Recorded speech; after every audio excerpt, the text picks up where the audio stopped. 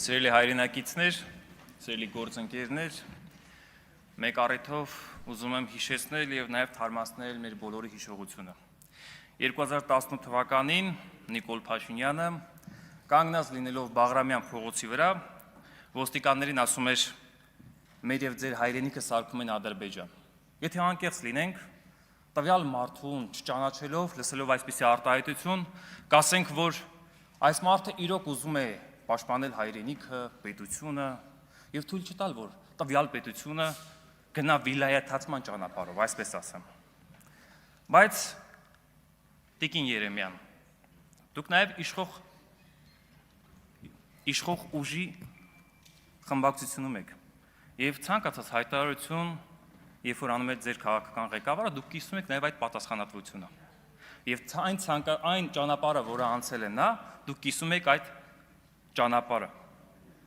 Եվ այդ ճանապարհին, ինչպես տեսանք, եղել է 3 պատերազմ։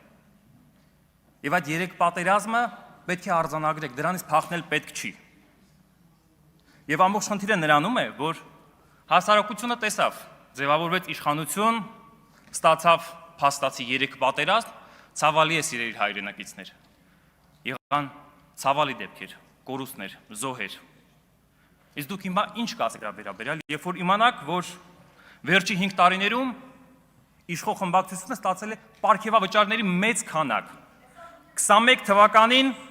ստացել են 787 միլիոն դրամ պարգևավճար, 22-ին 724 միլիոն դրամ պարգևավճար, 23 թվականին 450 միլիոն դրամ պարգևավճար։ Մի րոպե, պարոն Մանուկյան, ներողություն։ Հարգելի գործընկերներ, խնդրում եմ պահպանել լռություն։ 24 թվականին 440 միլիոն, 25 թվականին 450 միլիոն պարգևավճար։ Եվ սա միայն նրա համար, որ բոլորը ստացել ենք ցավ եւ կորուստ։ Հիմա կասեք, այստեղ բացի պատգամավորներից նաեւ այո կա նախկին, այսօրվա իշխանության նախկին աշխատակազմի ղեկավար եւ նաեւ ձեր տեղակալը, որը նստում է այնտեղ բարձունքում։ Ինչ պարգևավճար են ստացել աշխատակազմը, վարչապետի աշխատակազմը, այո։ 21 թվականին 1.7 միլիարդ դրամ, 22 թվականին 1.8 միլիարդ դրամ, 23 թվականը մոտ 1.4 միլիարդ, 24 թվական մի հատ էլ 1.4 միլիարդ, 25 թվական մի հատ էլ 1.4 միլիարդ, ինչի համար, որպեսզի բոլորը ստանանք ցավ եւ կորուստ։ Սա այն կարևորագույն հարցն է,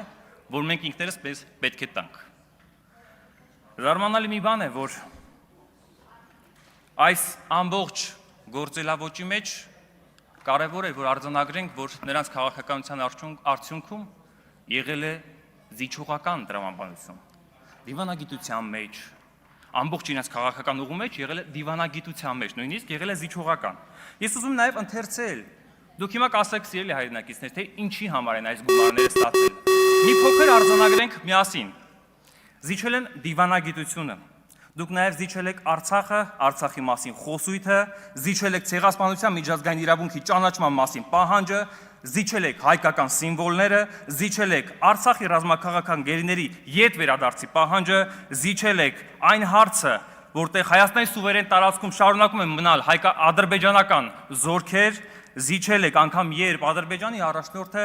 Սևանա լիճը այլ անվանումով է անվանում։ Չկա համապատասխան, եւ դուք զիջել եք դա։ Զիջել եք մեր ինքնությունը, զիջել եք հայ առաքելական եկեղեցու հավատավոր զավակի ուժեղ տեսակը, ձեր մեջ զիջել եք դա։ Զիջել եք Հայաստանի բարձր միջազգային նշաձողը, զիջել եք ժողովրդավարությունը, զիջել եք Հայաստանի սուբյեկտայնությունը, զիջել եք Սփյուռքի հետ կապը, զիջել եք ուժեղի դիրքերից բանակցելու տրամաբանությունը, զիջել եք